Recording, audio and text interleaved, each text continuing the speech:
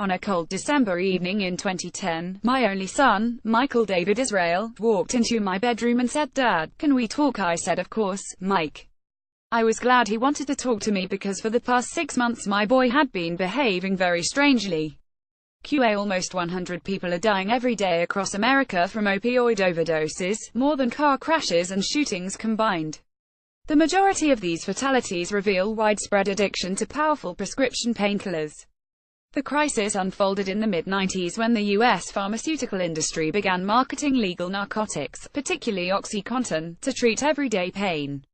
This slow-release opioid was vigorously promoted to doctors and, amid lax regulation and slick sales tactics, people were assured it was safe. But the drug was akin to luxury morphine, doled out like super aspirin, and highly addictive. What resulted was a commercial triumph and a public health tragedy. Belated efforts to rein in distribution fueled a resurgence of heroin and the emergence of a deadly, black-market version of the synthetic opioid fentanyl. The crisis is so deep because it affects all races, regions and incomes. Thank you for your feedback. I will never forget his next sentence. He said, "I have a problem. I'm addicted." Addicted to what? I said. "To my pain pills," he replied. I answered him, "How the hell did you get addicted? Those are pills that the doctor gave you."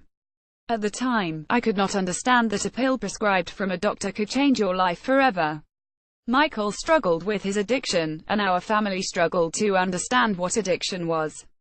Michael, my wife and I had been asking everyone for help: our doctor, his surgeon, his key doctor, the local hospital and our insurance provider. Michael was denied treatment every step along the way. It was only 6 months from that night in December to the morning of the 4th of June 2011.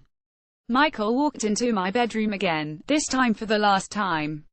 On that cloudy Saturday morning, Michael had been refused referral to a treatment bed from his counselor, and he had an argument with us, his parents.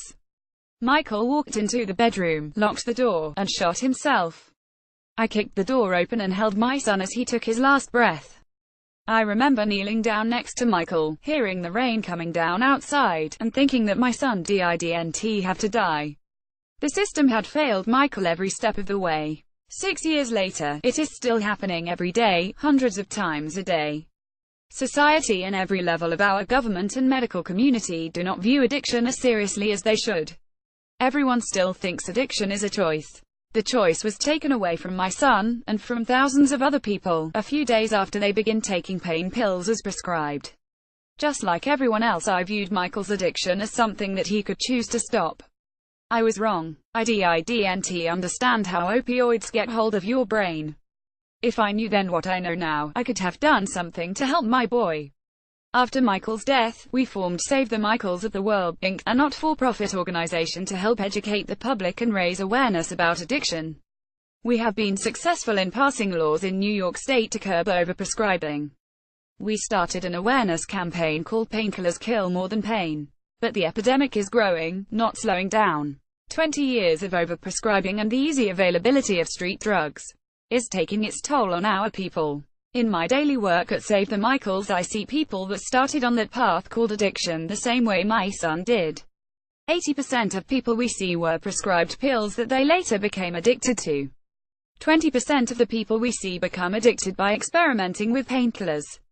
Why is it that the very agency that was created to protect us, the U.S. Food and Drug Administration (FDA), is the one that has allowed this crisis to get out of hand? How is it that the FDA gives us a national warning about tainted heads of lettuce but cannot do the same with medication that kills thousands of people every year? How did the FDA allow an industry to get so powerful that it controls the very agency that polices itself and the U.S. Congress? Addiction not only controls the life of an addict, it destroys the fabric of a family. I have seen families break apart because of addiction. Last year a father called me up asking for help with his son. The son, we'll call him Junior, was in and out of treatment. After a short conversation with the dad, I found out that the father and son work together. But the father didn't live at home, had no communication with the boy's mother, and other family relationships were badly affected. Addiction affects more than just the addict, it impacts families and relationships within that family. In my case, my 3 daughters did not talk to Michael for a year before his death, and now they are left struggling with guilt because he's gone and they can't fix it. We see addiction struggles firsthand. One thing we have not seen is any sustained help from the federal government. The last president was in office for 7 years before acknowledging we had a problem with addiction in this country. The current president told us he was going to declare the opiate crisis a national emergency, but even if that happens on Thursday as expected, this has taken him 10 months. The general medical community has no idea how to treat addiction, nor do they want to. It's sad, since they're the ones that started this crisis. Can you imagine the progress that could be made if you could go to your general practitioner and ask him/her to treat your addiction? It would help to erase the stigma and shame that stops so many people from seeking help. Like any other disease, early intervention leads to greater success. How great would it be if our government treated addiction the same way Ebola was handled? Addiction is not viewed as a deadly disease, even though it killed 64,000 people in 2016, which is a conservative estimate. Addiction has become a new industry and Big Pharma is spending a lot of money to make sure people stay addicted. Our political leaders would rather spend our tax money to pave the same road 5 times, than try to save the Michaels of the world. Because of the personal and sensitive nature of this piece, comments will be pre-moderated.